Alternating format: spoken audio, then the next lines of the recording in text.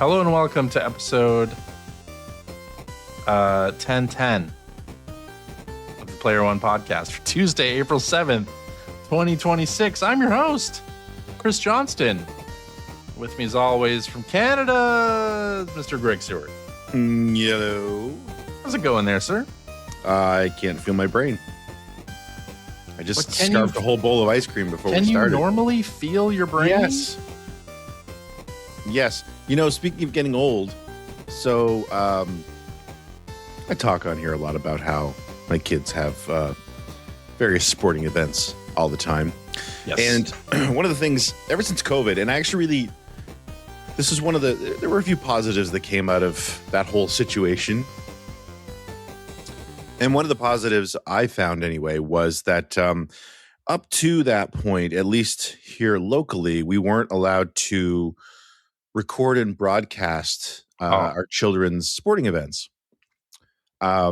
Just weren't allowed. And I understood why. I mean, it's a privacy issue and that sort of thing.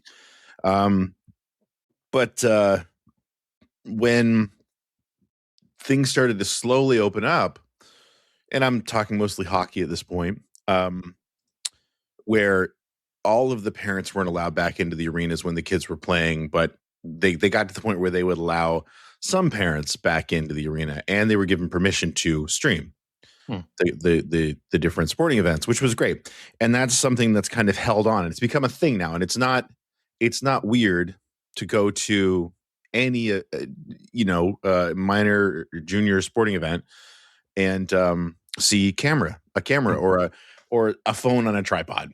Sure. And a lot of times just pointed straight at the play field. But sometimes there are some people, and I'm one of those people, who will have their camera mounted on a tripod and they're following the play and they're actually doing commentary, which is something I enjoy doing because I actually went to school for that over 20 years ago now. Right. Right. And I spent a little bit of time in the radio, and at school we were doing, play-by-play for hockey games and things like that. So I do enjoy doing it, and it's given me a chance to kind of get back and use those skills a little bit. So that's kind of, I've been sort of the videographer for my son's hockey teams for years now. Well, ever since the pandemic, but also ended up doing that now for my daughter's volleyball games. And also where my son was playing ringette this last season, I ended up doing that for the ringette games, because really what it is even though... Did you say ringette? Yeah. Have you what ever is heard that? of ringette? Never heard of it. So ringette is a sport that was created for girls. It's an alternative to hockey. Okay. So it's played in a hockey rink. The sticks, the sticks are like hockey sticks, so they don't have blades at the bottom. And instead of a puck, it's played with a rubber ring. Okay. And so it's got different... You're not on skates, or you're on skates, but I'm saying that the sticks don't have blades on, as in the little thing that you shoot the puck with. You know how a hockey stick comes down and has that flat. Yes, I was going to say that flat curved piece is the blade. Is this a gang from the Warriors that has blades on their hockey sticks? So anyway, there is contact, but it's a non-contact sport. Okay. It has a shot clock, like say basketball or lacrosse. And there are different rules for getting the ring down the ice, as opposed to in hockey, the puck needs to lead the offensive team into the zone, that sort of thing. In ringette, the ring has to cross the blue line via a pass. So when you bring the ring up the ice to get out of your zone, you have to pass it over the blue line, and then the subsequent blue line to get into the offensive zone, you have to pass. Anyway, so it's typically it was legitimately invented for girls as a girls' sport. Now I believe there are male ringette leagues, but anyway, the league that my son was playing in, boys aren't allowed to skate out. They're not allowed to skate out as players, but they make exceptions for goalies because it's so hard to find goalies. And my son is a hockey goalie, so he was asked by a friend of his who's played ringette for many years if he would come play for their team this season, and he did, and it was great. It was a lot of fun. It's awesome. A totally different energy. I love it personally. And my niece has played ringette at a competitive level for a long time. She played for the provincial team. So anyway, all this is to say, we've been kind of involved in ringette now as a family for the past season, and I had one of the Ring at Nova Scotia folks reach out because I've been streaming the games there to say, hey, there's a university challenge cup this weekend. So all the Atlantic universities sent teams. And today was sort of the championship day. And they asked if I would consider coming streaming some of these university games. Oh, cool. Under the official Nova Scotia page. So Ring at Nova Scotia is where these games were streamed. And I mean, I said yes. Now, my niece did play in the very first game in the morning, but I didn't really know anybody else who was involved in any of these. But I really enjoyed doing it. And I was going to say, like, one of the nice things about being able to stream these games is that, and the thing that I find very gratifying is that, you know, my mom is a great example of this, where a lot of older relatives either don't, you know, this was a tournament for university all across Atlantic Canada. So like Prince Edward Island, New Brunswick as well. So, you know, that's a long way to travel for some people. And some older relatives can't get out. So like grandparents and aunts and uncles and things can't necessarily get out to games. So it's a chance for them to get to see the games. Anyway, so I spent the whole day, got up at 6 a.m. today and spent the whole day streaming Ring At games. But I do really enjoy it. But man, I was going to say, talk about getting old. I was on my feet on a concrete floor all day long. Oh, man. I am wrecked. Like, my feet are so sore. My back is so sore. Yeah. But anyway, that's what I was doing all day. And like I said, I really enjoyed it. My friends were like, you're crazy. Like, you should take some time off. And I should.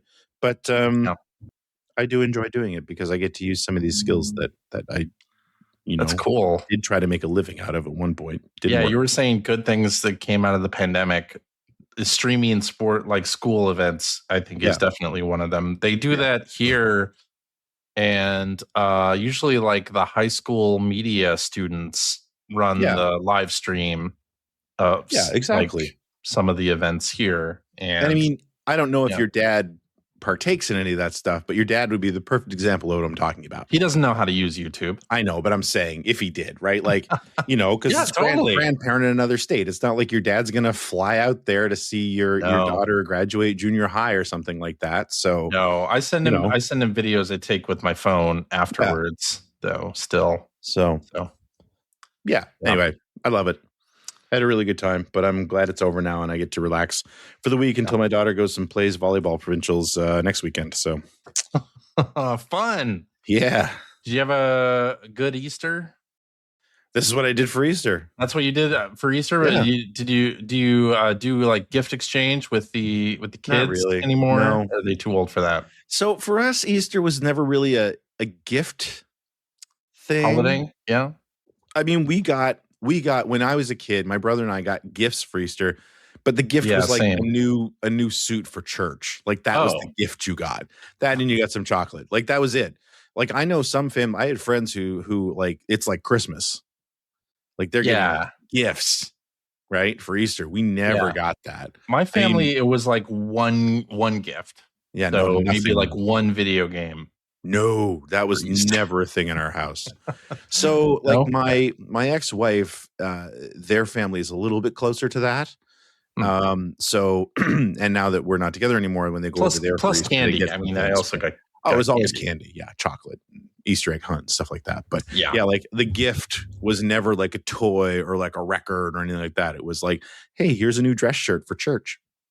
That's not a gift. And then we go to church. It's not a gift because we went to church every Sunday. So yeah. So that was how Easter went. We had dinner on Good Friday and then I spent my Easter Sunday at the rink.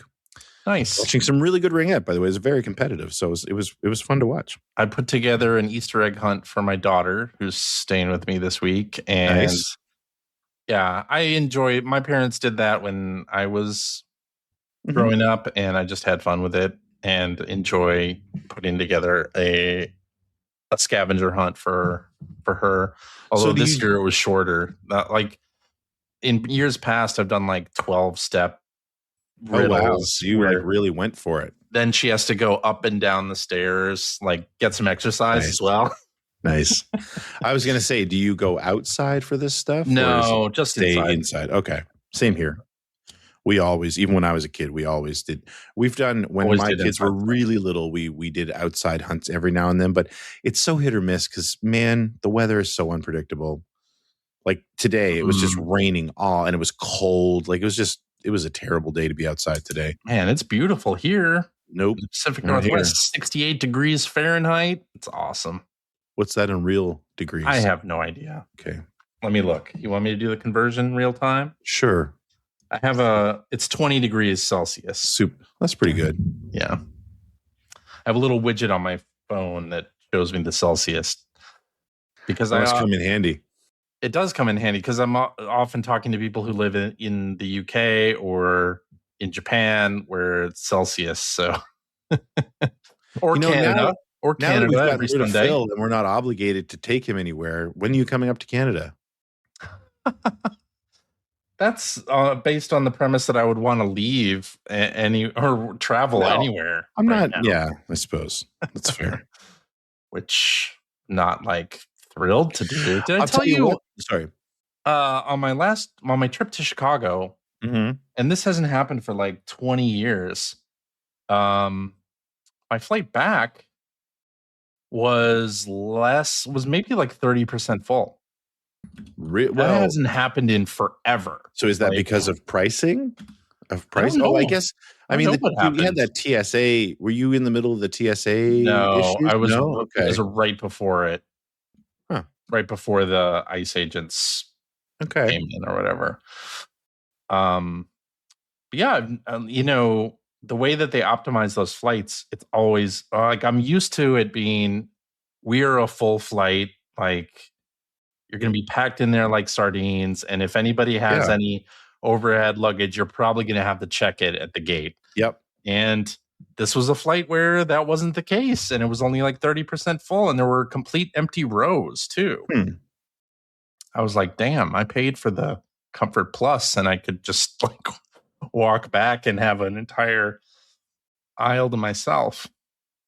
So I'll tell you what, since we're sitting here making travel plans, because this is amazing radio, just so you know, just so you know, in September, if my son makes the provincial field lacrosse team again, we're going to be in southern British Columbia in September. Ooh.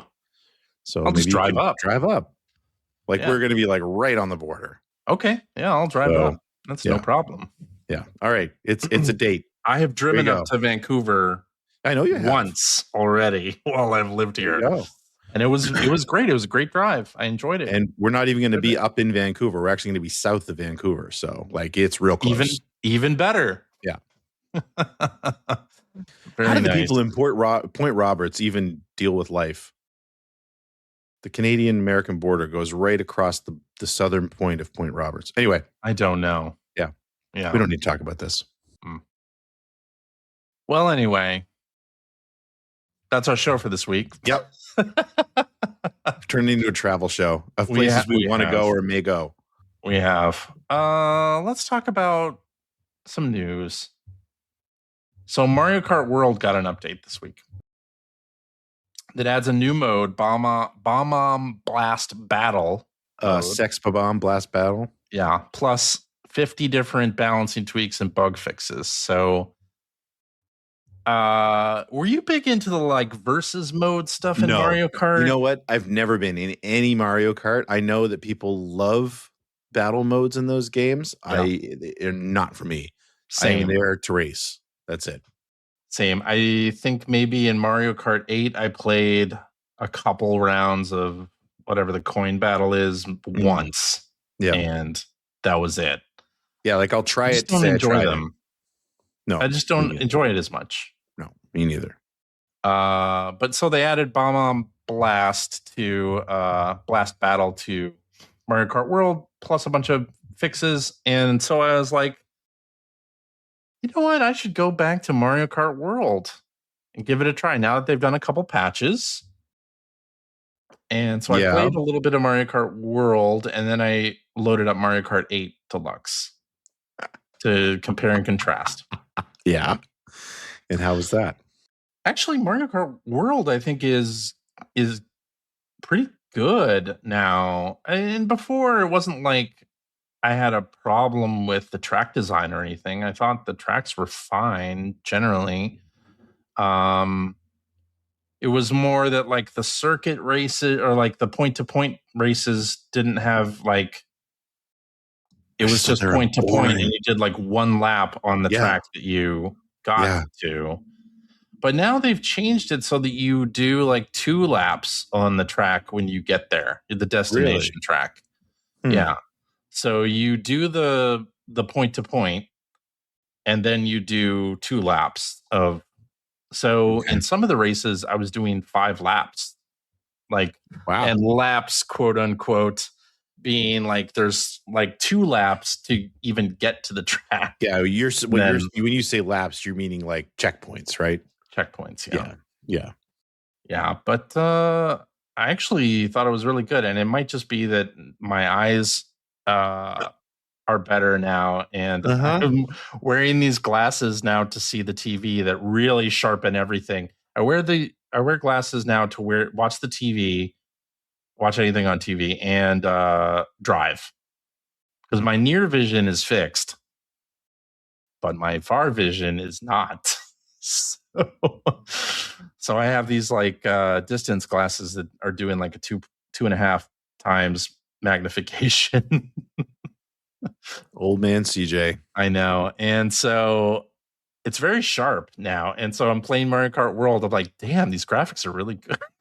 Man, Switch 2 got really good after this patch. Switch 2 is great. No, but I mean, I thought the tracks that I played were really pretty good, and I was doing online races and did pretty well. So because you could see, because I could see exactly, yeah. And I realized when I went back to Mario Kart 8 Deluxe, the viewpoint on the track is different. Like Mario Kart 8 Deluxe is actually, the camera is quite low. Okay, you're a racer, and in Mario Kart World, it's raised up a little bit. So there's like a difference maybe there. That has to do with the fact that Mario Kart World has so many big, wide open world sections that you'd just be staring at sky. That could be. Right? It could be. I could see that. Yeah. 8 was all about like a circuit experience, and they wanted to make sure you could see the roadside stuff a little. I don't know. 8 really had a lot of like in-air, like anti-gravity stuff though. Oh, that's true. Yeah. So, and that's kind of in World as well. Like there's a lot of verticality to the tracks, and yeah, I was really enjoying it. Anyway, maybe it's worth a I went back and played it recently because I was capturing some footage for a video. Yeah. And I don't know, man. I think I have just a thing about that game now. Like I don't know if I can overcome it. You know what I mean? Like I liked it. It's fine. But it's just Mario Kart 8 is so much better. Yeah, I wonder what the deal with that is. It's just like, did we have Mario Kart 8 for so long and are so used to the tracks there and the gameplay that it's just like nothing is going to be better than that? Is it the fact that they added 12 more racers, and so with 24 over 12, it's just not as... I don't know if that's the problem. Too hectic, or... I think it was a mixture of a lot of things. Some of it was my own expectation. I'm just not like what you've just described. The point-to-point racing, I just do not find interesting at all. If they were point-to-point, if they dropped the open world and just like it was a point-to-point on an interesting track, that's one thing. Yeah. But I just find so much interesting. Right. I find so much of that world in between sections of that world. It's just boring. So that was one thing that bothered me about it. Like I liked the idea of it up until I was playing it. And then I think it works better in the elimination battles. Oh, the elimination is way more exciting. Yes. With the point-to-point, I think, though. Yep, I agree. If it was just on a track where you do 3 laps or whatever, like that wouldn't be as exciting. No, I agree. I agree with that. But then the other thing is, Mario Kart 8. I mean, I think it was lightning in a bottle. I think it was just, a really great sort of ultimate refinement of that style of game. Yeah. The track design, they just hit it. There weren't really any bad tracks in that game at all. No. And although now it has 96 tracks. Yeah, I will say near the end when they started putting in those Mario Kart mobile tracks, I wasn't a fan. I liked the idea of those tracks, but I wasn't a fan of the tracks.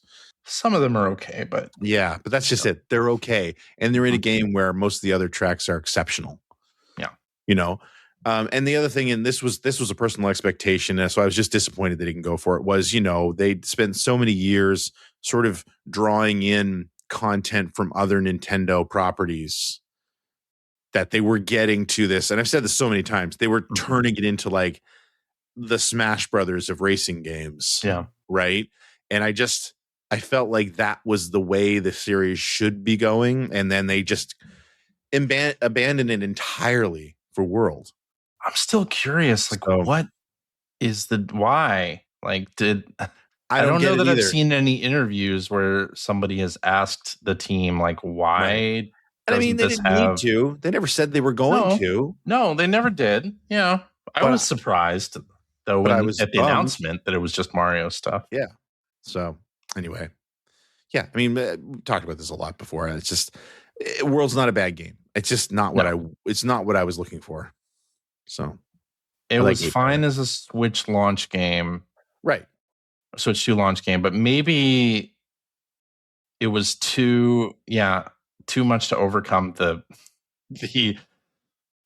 specter of Mario Kart 8 Deluxe. Well, I mean, that thing was a juggernaut by the end, right? Yeah. It had been around for so long, and like I said, it had been refined to almost to perfection. So, yeah, and it's still great. I played on the airport stage, Sunshine Airport, and that track is just so good. Mm-hmm. Agreed. Yeah. Well, anyway. Hey, they're doing a new Truxton Tetsujin Extreme. Yeah. This looks like a version of Truxton. And this is going to come out on July 30th on PS5, Xbox Series, Switch 2, and PC. You Truxton fan? I never played Truxton. I just remember I didn't play Truxton back when it was contemporary. Yeah. But I mean, I feel like everybody recognized the Truxton bomb with the big skull on the screen. Yeah. I feel like we all saw that somewhere, be it in a video game magazine, be it or in on the poster for the Genesis or something. On a poster or something like that. So I think like we were all like just tangentially aware of Truxton. Yeah. Yeah, there's a lot going on in this freaking trailer. I mean, they're cutting away too quickly. Yeah. I mean, it looks good. It does look good. I know some people who are just like crazy for the original Truxton stands. Yeah, actually, it reminds me a lot of. Did you ever watch Classic Game Room? Yeah, he was a big Truxton fan. I forget the name of the guy, but he was like Truxton was his game. So I think I have an affinity for it just because I enjoyed his videos so much. But right, yeah, I mean, this is okay. Truxton's coming back. That's cool. I played more Raiden. I never really played much of that either. Then I played any other sort of top-down shooter. That Raiden is another one that I was kind of like, I never really played it, but I knew a lot about it because I remember it coming out on the PlayStation, and that being on everything. But I remember it being a big deal coming out on the PlayStation for some reason. Yeah, actually, and the Jaguar too. The Jaguar. Yeah, I played it on the Jaguar. That was a big deal too. One of the games that I bought on the Jaguar. That was the game that messed my TV up. Have I told this story? Yeah. No. So when I got the Jaguars, I was 17 or something. And I was still obviously living with my parents, and I had a TV in my room. It was a little 19-inch. Or maybe even less TV, and I had the Jaguar hooked up to it and a bunch of other systems, and Raiden had that Tate mode, where you could I think you did tell this story before. Turn the display and play it the way it was meant to be played in the arcade, quote unquote. So I took this little 19-inch General Electric television and flipped it on its side, and it started turning purple. Bad idea. And I flipped it back. I was like, oh shit, this thing has turned purple.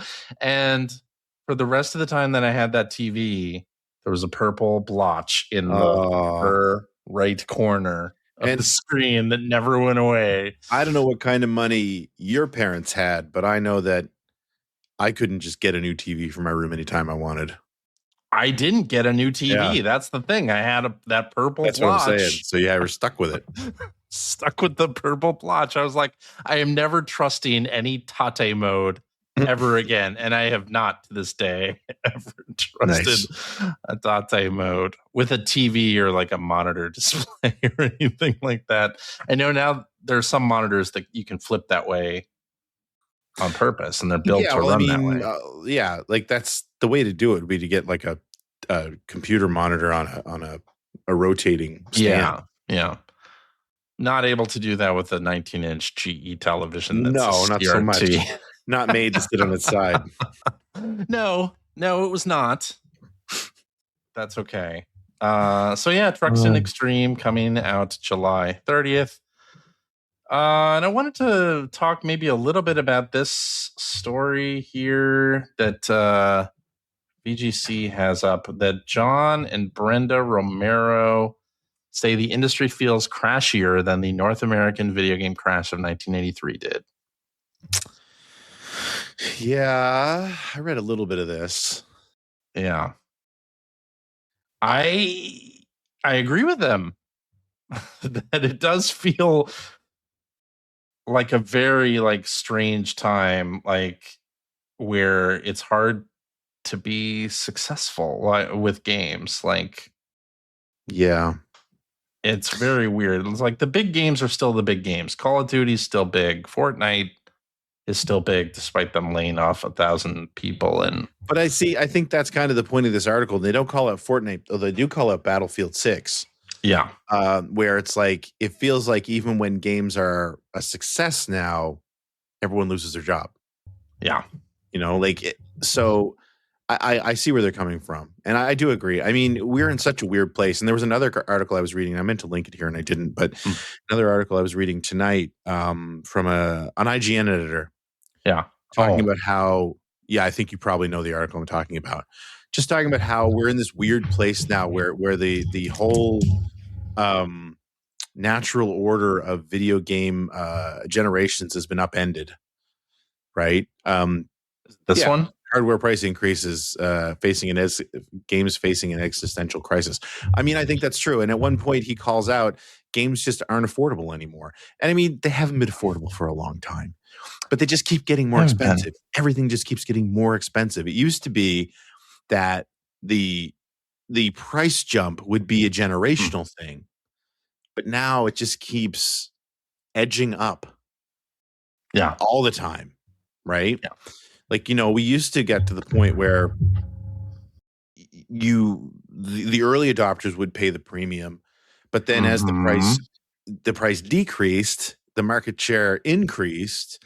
And then, I think back to the PlayStation or the PlayStation 2, where you got to these mass market numbers where you started getting really cool, weird stuff getting released because the install base was so high. And that it was just easy to release that stuff, knowing you might sell through low numbers. But we also live. You're talking about things like Katamari Damacy, and absolutely, Mad Maestro. And we also live in a different age too, where it's much easier to release digital versions of things than package something like a Katamari Damacy with English packaging and distributing it in North America and stuff like that. We don't have those barriers anymore, which I think is kind of, in a way, might have also obscured this problem a little bit for the past 10, 15 years. But I mean, I agree with John and Brenda, to be honest. Yeah. I hope it doesn't happen. But man, oh man, it's just the number of layoffs over the last few years has been staggering. It's been really crazy. Staggering. Yeah. And that can't be good. It's not healthy. No. At the very least, you've got brain drain happening. Like you're losing all these people with all this experience. Yeah. And I feel like there's this really dangerous philosophy that AI is going to replace them. And that can't possibly be true. It's not going to work. It's not going to work that way. Right. Right. Yeah. So, I get the idea that computer-assisted tools are going to change how game production is handled. That is very likely to happen. And that's happening in a lot of fields. I mean, using them as a tool to increase efficiency is one thing. Yeah. But to do the actual job, maybe someday it will get there, but we're not there right now. We are not there at all. So, now. Yeah. And when you ask AI to do something and it gives you something back that's totally wrong, you're like, oh, this technology is not going to replace 1,000 people working on Fortnite, right? It's just not going to work that way. But actually, like, the rumor of Ocarina of Time being remade got me thinking about another thing. And, we're talking about this generation going on longer than previous, but also thinking about games. And Ocarina of Time 3D, the 3DS remake, is like 15 years old at this point.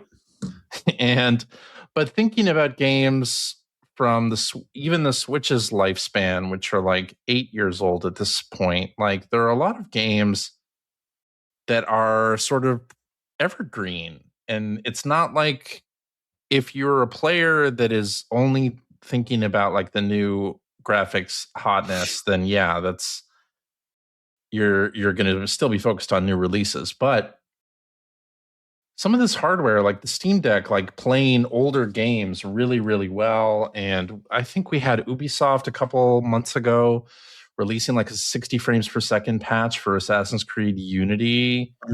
And like where older games can run better on newer hardware, like I'm almost wondering if we aren't poised for a bit of a resurgence of the backlog where games that are older that maybe you missed can be tweaked, frame rate like increases or whatever, and be made to be new, like evergreen stuff where you can take something out of the library that's 15 years old and still have a great time playing it. I think you're right. And I think, speaking as lifelong gamers who are approaching 50, seriously, that's exciting. Right? For sure. And I think that's a great part of the game industry right now. Because I love, even on like NSO, playing like Mario 64. Right? Playing Mario 64 on the Switch 2, it looks like I remember it looking. It doesn't look like it looked. Right. You know what I'm saying? Like it's cleaned up, but that's great. I like playing those games in their cleaned up forms. That's fantastic. And playing them with, a little bit more ergonomic controllers and stuff like that. Like, and playing them on modern hardware as opposed to having to hook it up to a CRT. Like all that is fantastic. But I think the point that the article that you linked here about from John and Brenda Romero, the point they're making in there, which I think is very true, is they're calling out the fact that stuff like that isn't going to draw in new players. Right. It's not going to draw in new players. It's potentially a revenue source for companies that are getting decreased revenue from newer releases, potentially. Right. And I mean, there are a few companies that have been doing stuff like that. Like when you look at Hamster and you look at Night Dive Studios, right? Like they've made a whole revenue stream around that stuff, and that's great. But I feel like you've got to worry about diminishing returns there. Sooner or later, people who remember Power Slave or Doom 64 and have strong nostalgic feelings for stuff like that aren't going to be here anymore. Right. Well, what I'm thinking about, though, is a good game forever? Or are there quality of life things that you can bring to some of those old games that will rejuvenate them for a new audience that didn't experience them originally? I think they are, but I don't think those are system sellers. No, of course not. No. And that's the thing. You need those shiny are you new selling, thing to draw in. Are you selling new gaming hardware at all? There you go. Pretty much right now, we have PlayStation and Nintendo. Like, I'm not thinking about Xbox in this at all, really, anymore. Like, does it even matter that games are going to sell systems? I mean, Nintendo's always going to make games for Switch. PlayStation's always going to make exclusive games for PlayStation. Is that all we need? I don't know. I don't think so, personally, but I hope I'm wrong. And again, I wonder when the live service, quote unquote, forever game thing is going to stop being successful. I mean, I feel like we're in the reckoning phase. We have this whole thing where number must go up year on year, and if it doesn't, then just get rid of it. And that's a big part of the reason why the video game industry is suffering. Yeah, along with every other industry. It's sustainability is not important. It's increasing profits every single quarter or every single year. But and for video game companies and technology companies, even, it's like services revenue on top of whatever they're selling. I think we're in a bit of a reckoning for the forever games right now, in that it's kind of the same thing that a lot of developers were chasing the Grand Theft Auto format for quite a while, because Grand Theft Auto was such a massive hit. So everybody had to do Grand Theft Auto. Yeah. And it became clear pretty fast that unless you were Grand Theft Auto, you weren't going to make Grand Theft Auto money.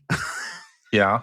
Right. And I feel like the forever games, I mean, it was happening with MMORPGs for quite a while too, where it's like everyone's making one, but there's really only room for a few of them to thrive.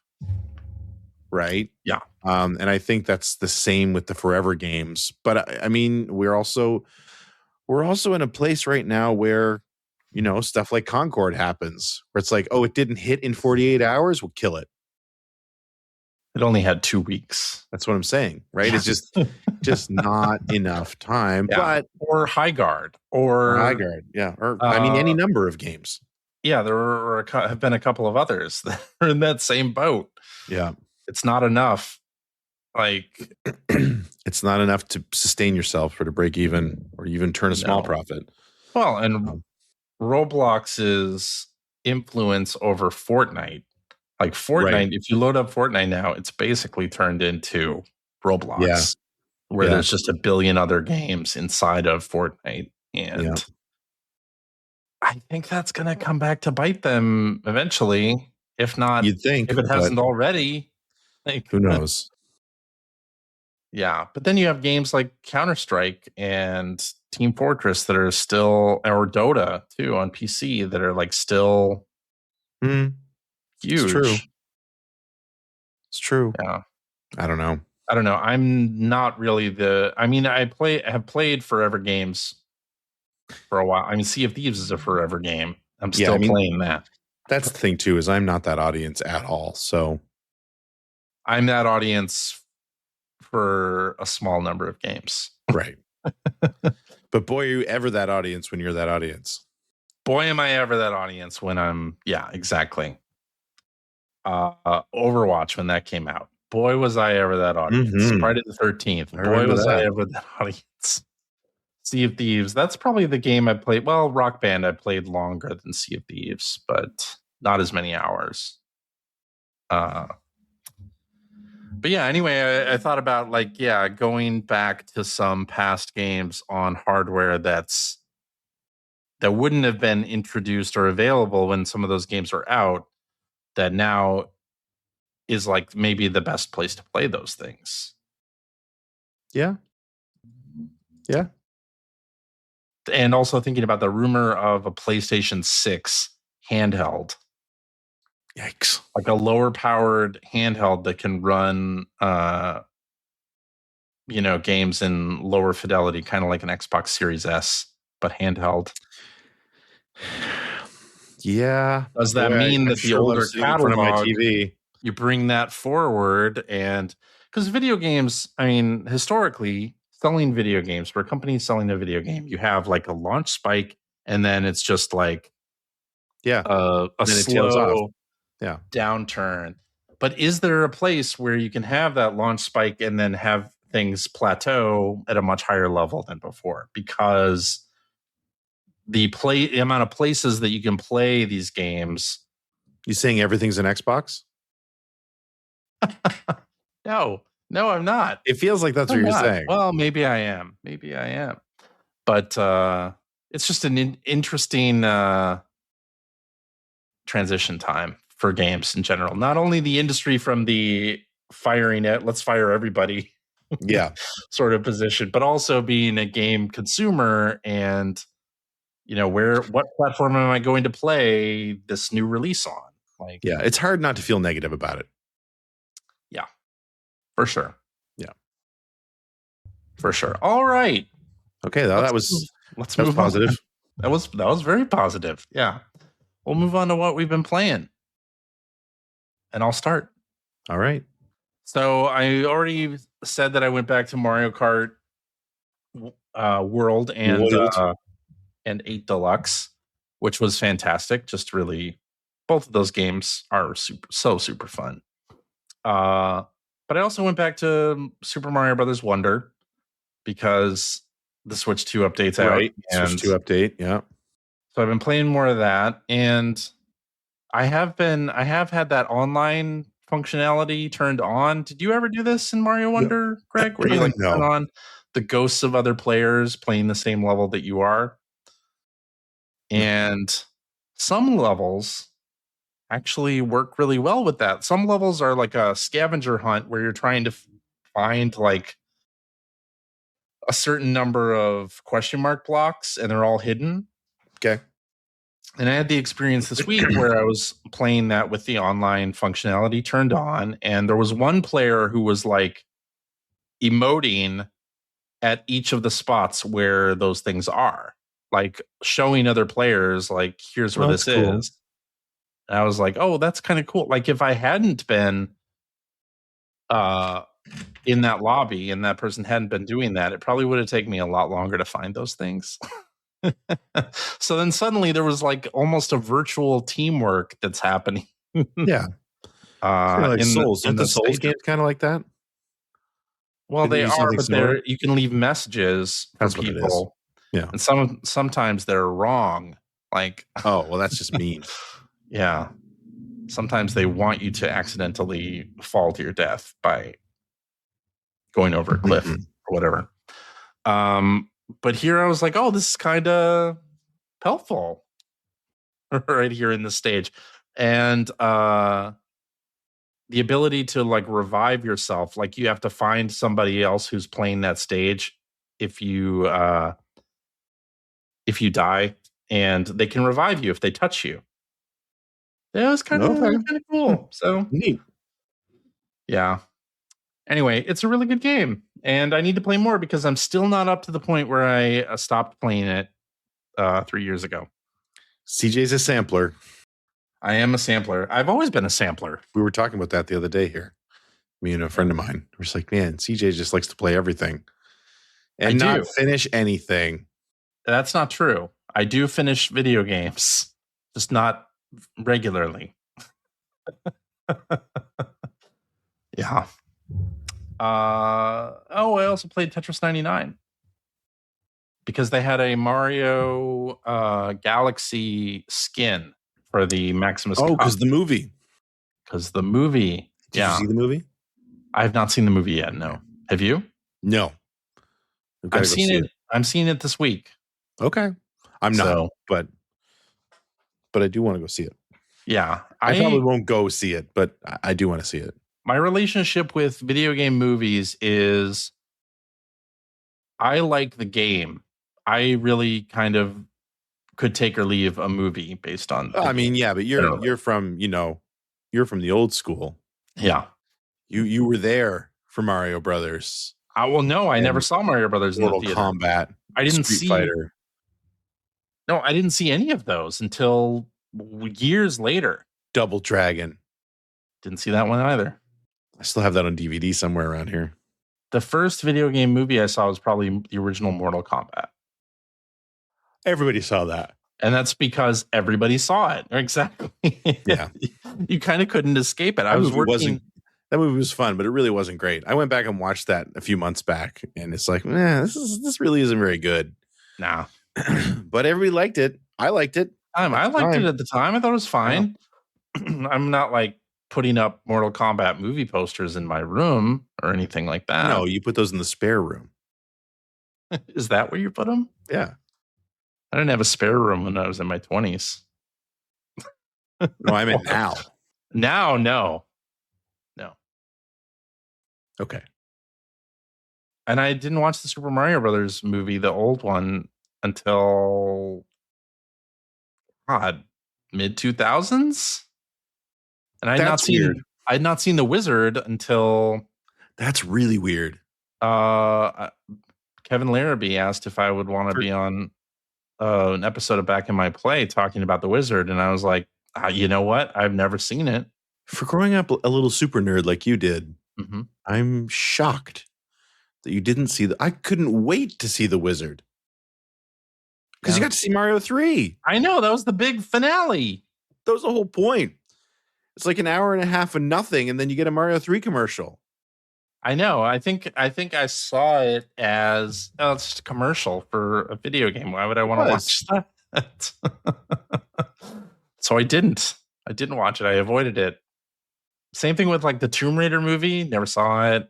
I was so excited for that. I did see the Dead or Alive movie. That is great. If you've never seen the Dead or Alive movie. I think I saw that once. Oh my God, the Dead or Alive movie. That's really fun. Yeah, I thought it was fun anyway. But or even like I've seen a couple of the Resident Evil movies. I saw the first one. I saw the first Silent Hill. Oh, I saw the first Silent Hill also. Yeah. That was okay. But none of those are like my favorite movie. No. Like that. I couldn't even tell you much of what happened in either of those. And so a lot of the discourse around the Mario Galaxy movie is, well, it's not a good movie or it's not a good story. Yeah. That's what I've heard too. I don't know. I don't know. I'm so excited. That was always the way I looked at all video game movies. Like they're basically a 90-minute commercial. And with the Mario movie, I'd rather play Mario than I'd rather play the games like a well-designed Mario yourself game than necessarily. I mean, I'll enjoy the Mario Galaxy movie. I'm sure that I will. 90 minutes. And thank God it's only like 98 minutes long and not like 2 hours or. It's not Wyatt Earp. Yeah, exactly. It's not Dances with Wolves. Dances with Wolves. Yeah. Not Casino. Godfather. I've never seen the Godfather movies. It's another blind spot. Yeah. I have them on Apple TV. I bought them when there was a bundle of them for like $6, so I bought them. I was like, you know what? Like around our age, you need to have seen the Godfather. At least like Godfather 1 and 2. Yeah. Yeah. That's kind of my thing. I wouldn't like choose to go back and watch Godfather again. But I'm glad I've seen it. I mean, I get it. Well, and I feel like there's so many references to that film. Yeah. But I mean, I would probably I would watch Goodfellas 100 times before I'd watch Godfather again. Or I've Casino. only seen Goodfellas like once. Oh, I love Goodfellas. Yeah. I'm just not a mafia movie person. Guess not. Or like army movies or like growing up in Chicago, that's weird. I know. I never saw The Untouchables. Never saw it. The Untouchables was pretty decent. Was it? Yeah. Okay. Well, anyway. All right. Tetris 99. Mm-hmm. That conversation went places. That did go places. I played until I got 100 points and unlocked the Super Mario Galaxy skin for Tetris 99. Yeah. So in some games I did pretty well in Tetris 99, but in others I was like out after like a minute or two. All Tetris 99 did for me was the same thing that playing Mario Kart 64 against Greg Ford did for me, which was I thought I was good at that game. Right. Until with Mario Kart, until I played Greg Ford and realized how much I wasn't good at that game. Yeah. And Tetris 99 was the same thing. I always thought I was good at Tetris. And then I played Tetris 99 and realized I suck at Tetris. Right. Because you're playing against people who are good. We're too good. Very good. I just don't play it. Yeah. That's the case with any online game. Yeah. Pretty much. Like you're just setting yourself up to be sad. Poorly you play. Yeah. It sucks. Yeah. Anyway, that's what I've been playing. All right. Good talk. Yeah. Good talk. I didn't put this on the list, but I want to call this out. So we finished the season 7 of our Gran Turismo 7 Player One podcast Racing League. I want to congratulate Ken on winning his second championship. Beat me by 2 points. All right. 2 effing points. I got to go back and re-watch all of the replays to make sure there were no mistakes made. But no, I'm just kidding. Anyway, congratulations. A lot of fun. Great group of guys. I love racing with them. And I need to see the voter rolls. Yeah, exactly. So, but yeah. But I did finish 2 other games this week. I've been streaming on Thursday nights on Twitch TV/Seward. Don Quixote, A Dream in 7 Crystals, which is still playing that? I finished it. It's a Pioneer Laser Active Mega LD game that I was playing the Japanese version over a year ago. Because I do have a copy of it. And up until very recently, the only way to play laser active games was on laser active hardware, which is not common, is not cheap. The games aren't cheap, but I do have a selection of them, partially based on a very generous soul lending me a bunch of his games that I need to send back and buying a few of them because I cover them on Generation 16. In fact, the episode I'm working on right now is covering 5 of them in a bundle. Oh, all right. So anyway, I have been playing it, but I could only find the Japanese copy. The English language version is very expensive. And I kind of had given up on it because it's all in Japanese. And you're not going to learn Japanese to play a video game? I often thought that I really should just start doing that. I play enough Japanese. I read and I have to be able to read. I should. At least katakana, because then you can at least read words like save and select and start and map. I should. Yeah. But anyway, excuse me. I'm so sorry. Actually, it was a long day. I think what was I reading? Somebody saying like one of the interesting like AI tools is something that auto translates games. So here's the thing, actually, just to get on a tangent here, because we were having this discussion on my Twitch chat the other night. So there is a game for the Dreamcast called Sega Gaga. Yeah. Which I've been desperately wanting to play for years. It never came here. You and everybody. It's this satirical game about running Sega, running the company Sega, but where a lot of the characters from Sega games are involved in running the company. And I remember actually made a reference to one of them because I think Alex Kidd is in the game, and he has this like moment where he laments how he used to be Sega's mascot, and then that blue guy came along or something like that. Anyway, really funny. I've always wanted to play it, and for years and years, there's been a translation project that just never got finished. Right? It just was dragging on and on and on and on. And anyway, was it last week or 2 weeks ago? Started hearing, hey, it's done. Yeah. It's been translated, which I was like, wow, that's crazy because I thought they'd abandoned it. So super excited about it, only to find out that they used AI to translate. Yeah, they did. It wasn't I'm guessing it wasn't the original team that was translating it, but AI was used to translate the game. Yeah. So I have mixed feelings about that. But why? And I know my chat does. Like my chat, a few people in my chat were like, well, I was going to play it and now I'm not. Why? So, some people are very anti-AI. I get it. Being shoved down your throat. I do understand that, but if it was if it was between being able to play this game that was never available and not being able to play it. English and not being able to play it ever at all because Yeah. this project can't be finished, which would you want? Yeah, no, I get it. Anyway, all that is to say, I'm not saying that I love the use of AI to translate that game, but yeah. All that is to say that I think it was last year somebody finally got a laser active emulator working. Nice. And a bunch of games have been dumped. They're gigantic files, by the way. I have to imagine so. Because laser discs are analog video. Yeah. And this thing hasn't been built to unpack anything in real time. So, but that's why I started going back to Don Quixote, because I could now play it in English. Okay. And so I did. And I finished it this past Thursday. And boy, let me tell you, what a slog. Holy crap. So Don Quixote, A Dream in Seven Crystals, is a full motion video RPG, full motion video dungeon crawler. So it's all played from the first person.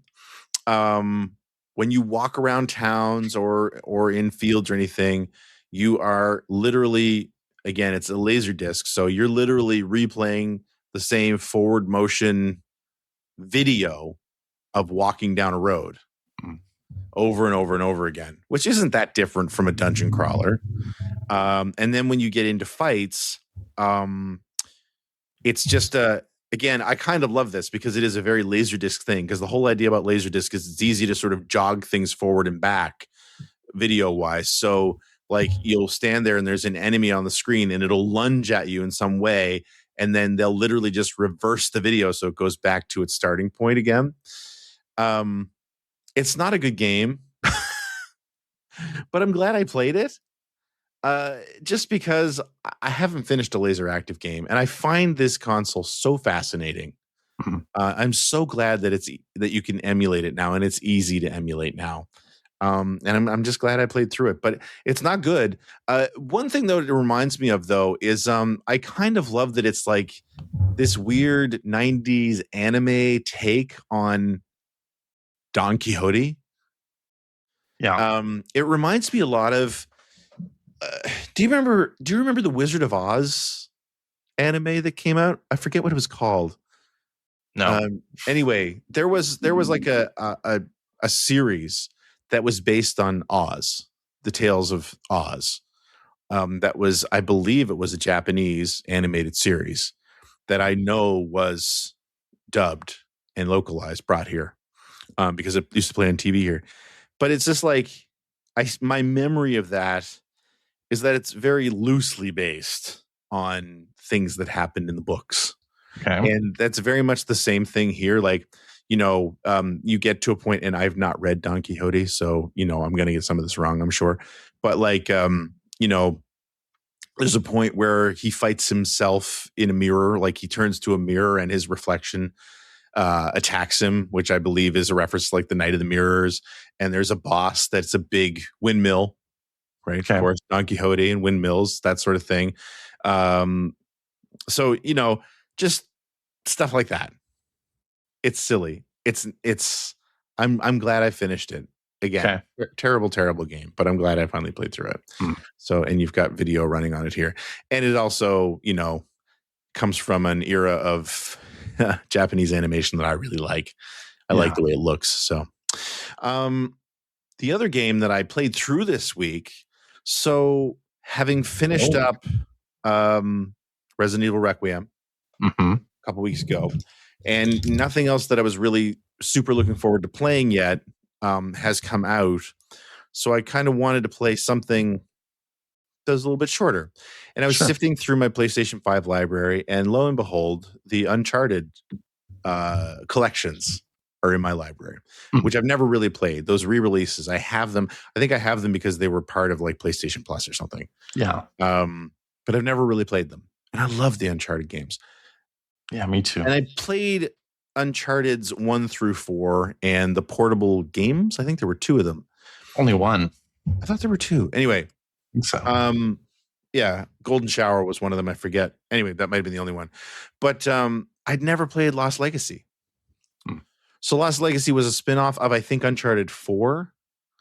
that starred, oh my God, I'm not going to 3 or remember her 4. name. Chloe Fraser.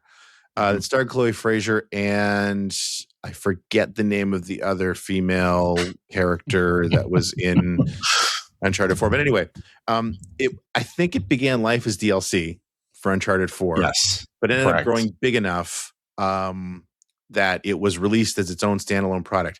It's Chloe and Nadine. Nadine, thank you. I remember Chloe's name. Chloe's who you play as. You don't play as Nadine. Nadine is with you the whole time, most of the time. Yeah. Anyway, it's like, I've heard this is pretty short, so I've got some time to kill. I'm going to play it. And I did. I played it in about 7 hours. I rolled credits in about 7 hours this week. Could not put it down. It is so good. And I love The Last of Us. Don't get me wrong. But boy, I'd forgotten how much I love Uncharted. And doesn't this game have a joke in it about moving dumpsters around? Like, because in Uncharted, you'd have like the wheeled cart or whatever, and you'd move it to the place where you need to like use it to jump up to the high ledge. And I believe there is one joke. Yes, there is. I can't believe we're doing this again or something. Yes. Like so there's one section near the end, and you eventually you come. I mean, I don't care about spoilers at this point. This game's from 2017. It's 10 years old. At one point, you come across Sam Drake, Nathan's brother, who was in Uncharted 4. And you're working your way towards this train. You, Nadine and Chloe, are working your way towards this train, and you get to a point where there's a cliff that you need to climb up, and it's like, oh, maybe we can find a crate. Maybe we can, and that's where the joke is. I think is, oh, we're not doing this again. But you have to move this actual train car around on a track because the crate's not going to be big enough to climb up on its own. Right. But no, I just again love the Last of Us games. But the Last of Us games are really bleak. Yeah. Right. For good reason, obviously. And it's just like Uncharted had that sort of Indiana Jones, Tomb Raider, swashbuckling, absolutely dry wit, but really good puzzles, really good action. Nobody builds those action sequences like Naughty Dog built those action sequences. And I just so happy I decided to pick this up and play it after all these years, because I had heard it was really good. And where it's just a pretty light, again, 7-hour playthrough. Some really good puzzles in there, some really good action, some gorgeous set pieces. It does that thing. One of the reasons that I love Tomb Raider so much is, and even right back in like 1996, the first one, where you'd like come into a chamber and it's just this gigantic area and it's just some big set piece that's like super impressive, whether it's like a Sphinx or like a Roman arena or something like that. And this game, I think the Uncharted games in general did that, but this game did it great. It was so well because you're like in India and it's dealing with a lot of the different gods and temples and things like that. And you'll just come into this big open area. And there's one point where I think it's a giant statue of like Shiva. I think it's Shiva. It's stories high and it looks incredible. And the whole point is that you have to figure out how to get like up there. Right. And it's just like, I love that stuff. In these kinds of games and Uncharted always had it in spades. So it makes me wish there's a rumor going around that there might be another Uncharted game in the works. Yeah, what was the rumor? It was like a Naughty Dog artist was in some foreign country, and you're like, oh, why are you there? Yes, exactly. Which, and having a conversation with a friend of mine, he pointed out that, Naughty Dog is apparently working on 2 games. One of them is that new game set in space, Intergalactic, but nobody knows what the other game is. And boy, would it be nice if there was another Uncharted in the works. Also made me even more excited than I already was for the Tomb Raider remake this year. Right. So, but yeah, so good. And again, like 7 hours long, like so easy to get through. That's the perfect length, really. Like, it was fantastic. Why do games have to be 20, 40, 60, 80 hours plus? Yep. Did not overstay its welcome at all. Yeah. It's just sort of, constantly moving forward, bang, bang, bang. Great stuff. Super happy I played through it. So yeah, that's awesome. So now I don't know what I'm playing next. Although Absalom is on Game Pass, so I might play that because I still haven't touched that. So yeah. So, but Heard anyway, good things. Yeah, that's what I was playing. By the way, Darwin's Paradox came out last. I saw that week. I didn't pick it up because it showed that you are playing it because I played the demo. That's what it was. Okay. Yeah, I really am excited about that game. I don't know if I have like $40 to spend on it right now.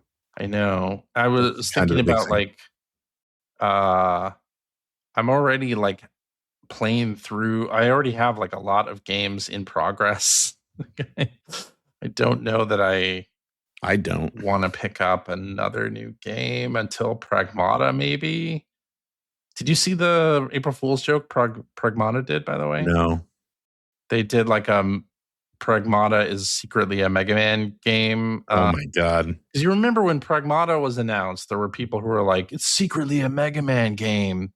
Good Lord. Well, the team did a video about it secretly being a Mega Man game with not the main character, but the human character who's in a big spacesuit most of the time in the game anyway, in a big Mega Man suit.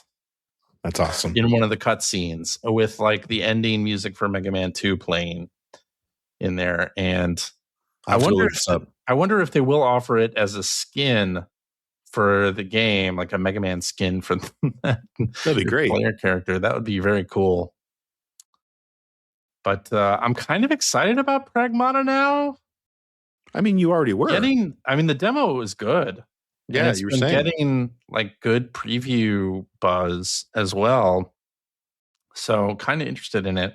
And then that Saros game comes out later this month, which is basically Returnal, except it's that Housemarque game. Right. Basically Returnal, except you have a toggleable shield that you can put up at any time to absorb bullets. So I'm thinking, will that be the thing that fixes Returnal? Would that be the thing that would fix that gameplay and I would be able to enjoy it again? I don't know. I'm not taking a chance on it. I don't think I'll take a chance on it either. Returnal, I wanted to like that so much. I wanted to like that so much.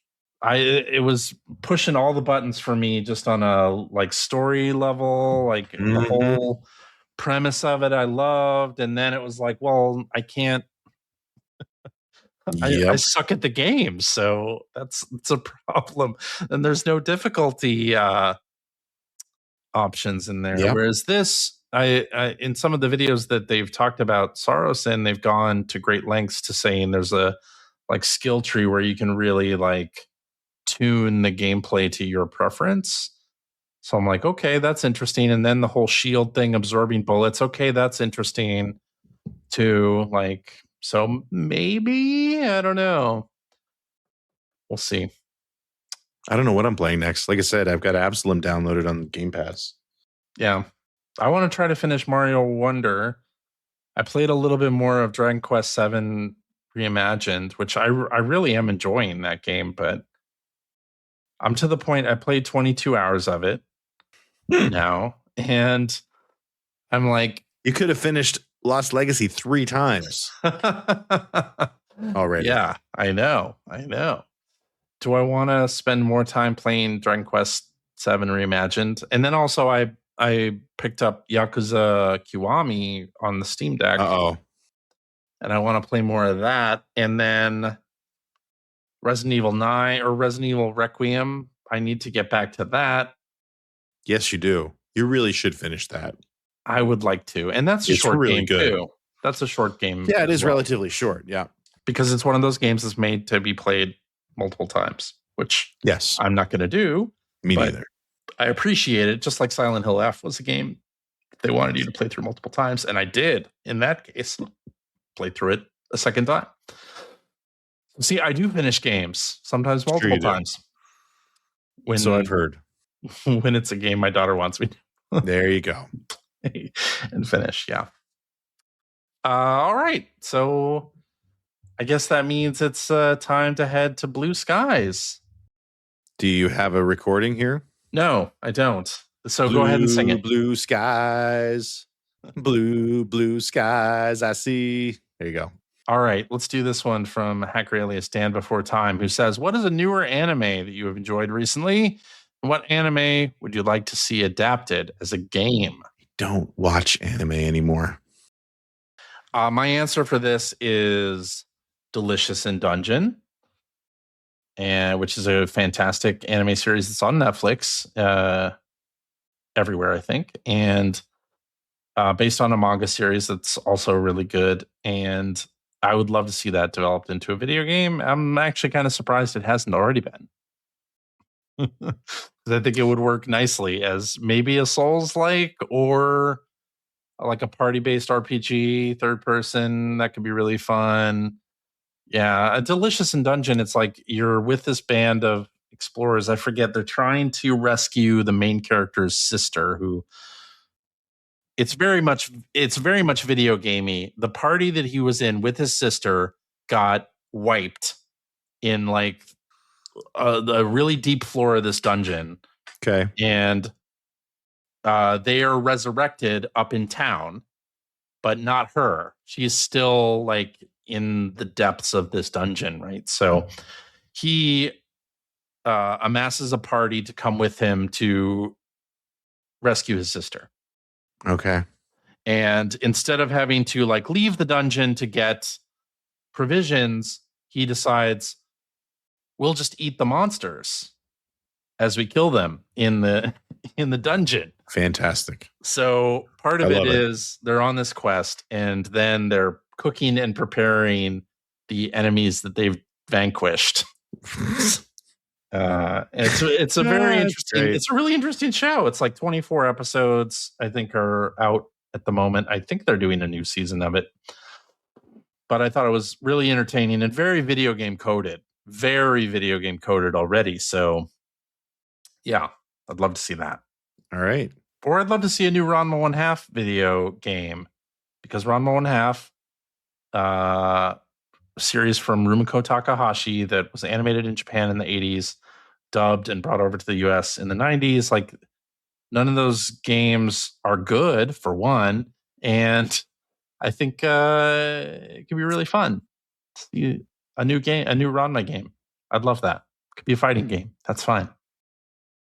All right. By the way, it still freaks me out. I was at Target the other day and looking at the Lego, and there's One Piece, the Netflix series Lego. Yep. And it's just like thinking about when I first watched the One Piece anime or read the manga back in the early 2000s and how much like Japanese manga and anime was like this cult thing, very niche. And now it's just like on the shelves at Target. It's still crazy to me. It still blows my mind every time. But anyway, let's do another tweet. This one from Hacker Alias Mr. Nelson, who says, is it harder this year that Satan isn't here to wish us a happy Easter? Yes. God. We don't have... It's our weekly dose of blasphemy. We don't have that. Yeah. Okay, let's do this one from Hacker Alias Poodoo Racer, who says, what are some movies, shows, comics, etc. that you most wish had a licensed game based on them? I wish there had been a Gummy Bears game by Capcom for the NES. That would have been great. That would have been fantastic. Yes. For years, my answer to this would have been Transformers. Yeah.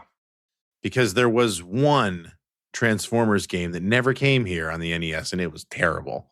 It was a Famicom game. But, I mean, that's no longer the case, obviously, but that would have been my answer for years. Same with Robotech. Yeah. But again, then that happened in the early 2000s twice. Thank you very much. Yeah. Yeah. So what would I say now? Licensed game. I'm gonna say Lost. Like, I would have liked to. Lost game? I know Ubisoft made one. Yeah. They made one. It's not good. Oh.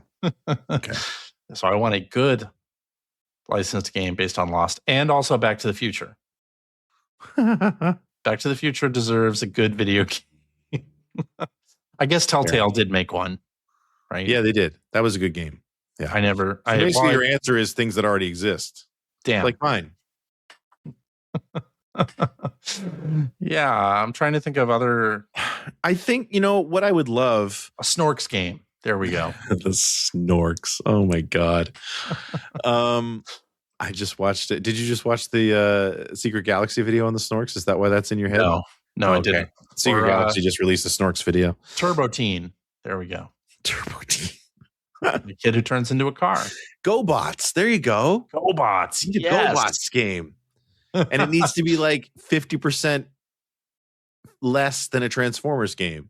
Yeah. Because that was the only reason you bought GoBots. Right. They were cheaper. I loved GoBots. Actually, there is a He-Man game coming out this month. It looks awesome. That's this month, isn't it?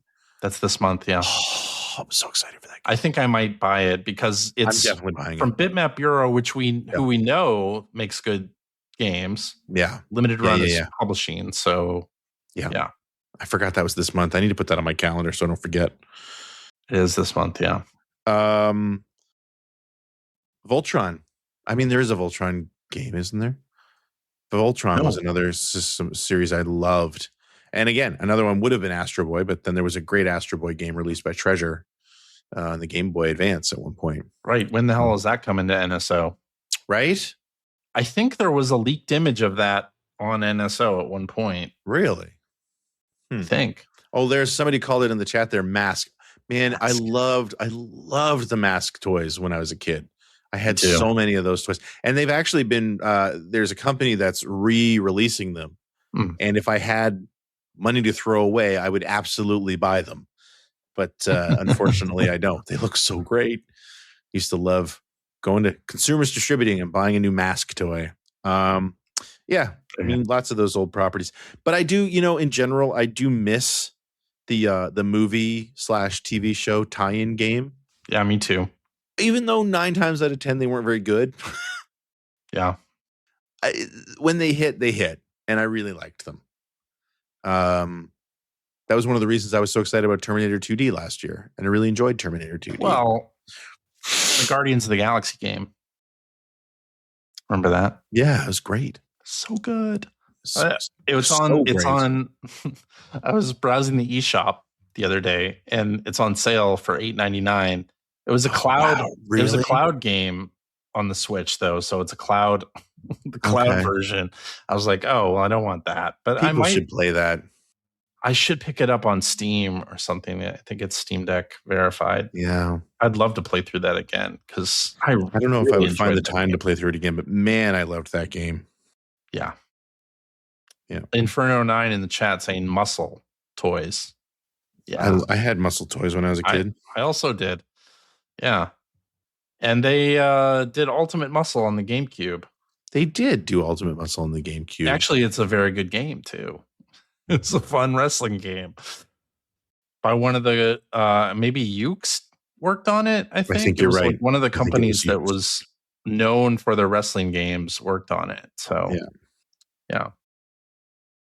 yeah, but I would have wanted like a Lower Decks game would have been great. Like a Star Trek Lower Decks game. Oh, yeah, that'd be good. Would it be really good? King of the Hill doesn't have a video game. Futurama did get a video game, but I never played that one. I don't think. Maybe I played a little bit of it. But yeah. All right. Let's do this one from Hacker Alias Benjamin Rivers. That's not the Benjamin Rivers? Yeah. From the Banty Co. account. Wow. Benjamin Rivers. We've made it. Super obvious question, but what are your favorite gaming Easter eggs from the past few years? I feel like Easter eggs are kind of a dying thing. Like, Easter eggs. I struggle to come up with one, to be honest. Yeah. There are some fun unlockables, like with the Uncharted games had this, and so did The Last of Us, where you could, after finishing the game, you could unlock different clothing for the characters, or like Donut Drake, which is the plus size Nathan Drake. Here you go. So here's an Easter egg, and I guess slight spoiler if you haven't played Requiem yet. You're gonna spoil it? You're warned. You can find tofu. Oh, okay. The Tofu Survivor? Yeah. That's awesome. Yeah. And I'll be honest, I didn't see Survivor. it. I didn't notice it. I had it called out to me by someone else. Like, did you see Tofu? I was like, no. And I was told where to see him. So that's cool. Yeah. That whole idea of the Tofu Survivor, that was like a one-hit kill. That was like a permadeath. I don't even remember. Right? I don't even remember. In Resident Evil 2? I think so, yeah. The Tofu Survivor. Yeah. I want more Easter eggs though. Like that would be great to see more of those things. Yeah, a lot of them are like different costumes for the main character in various games. Like one of the things that if they have the Mega Man skin, that'll be fun. One of the things that Lost Legacy has is different screen filters. Yes, so like Naughty Dog does that as well. Some of those are kind of cool. I don't know that I play through the whole game on any of them, but it's kind of cool. There is in Tetris Effect, I forget how to invoke it, but there's a special 1984 level in Tetris Effect. Oh, yeah? Where you can play a stage that looks like Alexei Pajitnov's original. Nice. Yeah, Tetris. I remember that. And it has various Alexei voice clips in the background. I think I remember that too, actually. Yeah. Tetris Effect's a pretty good game. You should play that. I play it all the time. I play it all the time. Now I'm playing Luminous all the time. I can't get into Luminous. I'm working on a video that is going to like hopefully show a lot of people what they're doing wrong. To think about Luminous differently, I think. Okay. Which included me for many years. Like I just was not playing it the right way, and I didn't know that. I will watch your video. Okay, good. All right, it's a date. It's taken a long time to do it because it's almost like you have to teach somebody how to play chess. Like that's kind of how difficult Luminous is. Like, yikes! There's so many different things and so many different strategies that you could use. I mean, it's a very simple premise, like making 2x2 squares and then building on them. But within that, there's so much. And actually, like using the things that I'm putting in this video, I've like upped my 60-second time attack score like a whole lot. I've like doubled it. So yeah, that's been fun to do. But anyway. Okay. Favorite gaming Easter eggs. Yeah, more Easter eggs, people.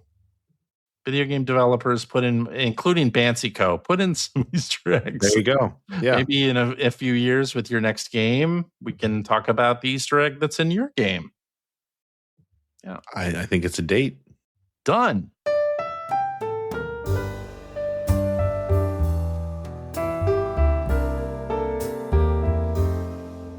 Alrighty, and that is our show for this week. Thank you very much for listening. If you have a question for us or would like to comment on something you heard, you can direct that to @P1Podcast on your Blue Skies, or you can go to our internet website at player1podcast.com. There you will find show notes and links to all the things that we talked about, and there's a link to our Discord server there as well. So go check that out. And you can discuss this episode with us and our other listeners. And hey, if you would like to subscribe to the Player One Podcast, you can do so at player1podcast.com or by going to wherever you catch podcasts and doing a little search for Player One Podcast in that search bar. Let's see, what else am I going to I got it written down. You got it written down? Go ahead. We're also on Spotify. You can like us on Facebook. You can watch video archives of our show on youtube.com/B1podcast, or you can watch us live most weeks on YouTube, Facebook, Twitch. Just follow our Blue Sky account to find out when we're doing our next live show. Typically, every Sunday night, I'm going to fix this, at 8:30 p.m. Eastern. 8:30 p.m. Eastern. No, that's not even right. Oh, yeah, that's right. It is. Right. 8:30 p.m. Eastern.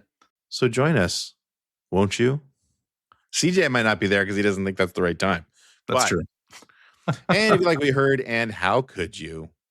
You can head over to patreon.com/P1podcast to throw a few shekels our way. It helps us keep the lights on and do all the stuff we normally do. I can't believe you wrote this down. You're reading it. Did you write it down? Yes. Or did somebody write it down for you? No, I wrote it down. I went and listened and wrote this down. Yes. Oh my God. I put in the hours, man. You didn't have AI do this for you? No. You're like, ChatGPT, tell me what Phil says at the end of the Player One podcast every week. I feel like that would actually burn down ChatGPT. Yeah, I probably wouldn't get it. That might be the way to get rid of it. If you are a subscriber of the $5 tier, cheap, you gain special access to a weekly bonus episode. We record it live after this, where we play games crack-wise, do all the stuff we can't do on the regular show. CJ. Yes? I already know the answer to this, but I'm going to ask for the sake of the listeners. Do we have a game for this week's after show? Well, let me turn that question right around and ask you, Mr. Greg. I got a review game. I got a review game ready for you. Okay. Kind of partially. So you're turning the tables on me now. That's but right. I'm going to be doing the review game, which is not our usual modus operandi. Mm-hmm. And of course, if you have a few bucks left over, please consider heading over to patreon.com/Greg Seward, where you can get early access to all my videos for $3 a month. Also cheap. Thank you, CJ. Hey, listen. Siege. Yeah. Thanks for not quitting. I don't know that I can. I mean, you can. It'll be the end of the show. That'll be the end of the show. I'm not ready to give up yet. Not saying I want you to give up 2,000, but I'm not ready to give up yet. This is too much fun. Like if we quit the show, I feel like we wouldn't have this check-in nothing every week. Well, I mean, there's no new Burnout to play, so I know. I mean, that's all this really. All this show really is a replacement for Burnout. We could create a room using Game Chat on the Switch and play Mario Kart World. No. I don't want to do that. No? Okay. No. I want to try Game Chat. I really want to try it. But you have to create a room. You have to invite somebody else to a room. Yeah. You can't just like create a room and, hey, if anybody joins, that's cool. No. And I don't know who I'm going to So if you're online sometime, Greg, I may invite you to a Game Chat session. Okay, I'll do my best. I don't have a camera. You don't need a camera. Oh, I'm just warning you. I don't have a camera. I don't have a camera either. Good. I haven't got a camera since the Uno days. Traumatic days of Uno. You say traumatic. I say pretty darn good. There you go. CJ, thanks so much for hosting this week. No problem. Love chatting with you, Greg, for joining me. You're welcome. And most importantly, thank you, dear listeners, for listening in and joining us each week to talk about all the crap we talk about. Yes. And are getting older. We hope to see you again next week. Bye-bye. Goodbye.